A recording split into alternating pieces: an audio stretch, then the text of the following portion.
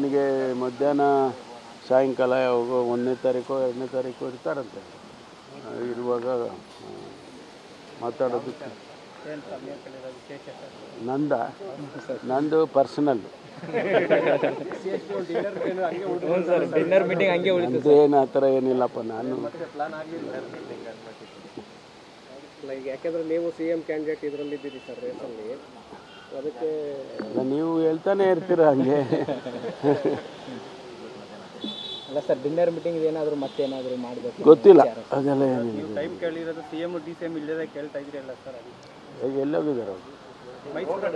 ಬರ್ತಾರೆ ರೀ, ಮೈಸೂರಿಗೆ ಹೋಗಿ. ಮೈಸೂರು ಏನು ರಾಜ್ಯ ಬಿಟ್ಟು ಹೋಗಿದ್ದಾರೆ, ಇಲ್ಲೇ ಇರ್ತಾರೆ, ಸಾಯಂಕಾಲ ಬರ್ತಾರೆ. ನಾನು ಕೇಳಿರೋದು ನಾಳೆ ನಾಡಿದ್ದು ಏನೋ ಸರ್. ಈಗ ಅಲ್ಲಿ ಬೆಳಗಾವಿ ಶ್ರೀರಾಮ್ ಸೇನೆ ಅವ್ರನ್ನ ಕಟ್ಟಾಕಿ ಹೊಡೆದಿರೋ ಅಂಥ ಘಟನೆ ಆಗಿದೆ. BJP ಅವರು ಅದಕ್ಕೆ ಇದು ಮಾಡ್ತಾ ಇದ್ದಾರೆ ಸರ್, ಅವರೇನೋ ತಡೆಯಕ್ಕೆ ಹೋಗಿದ್ರಂತೆ.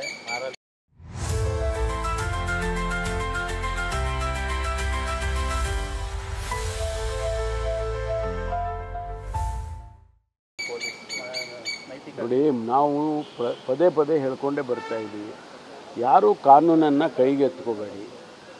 ನಿಮಗೇನಾದರೂ ಅಂಥ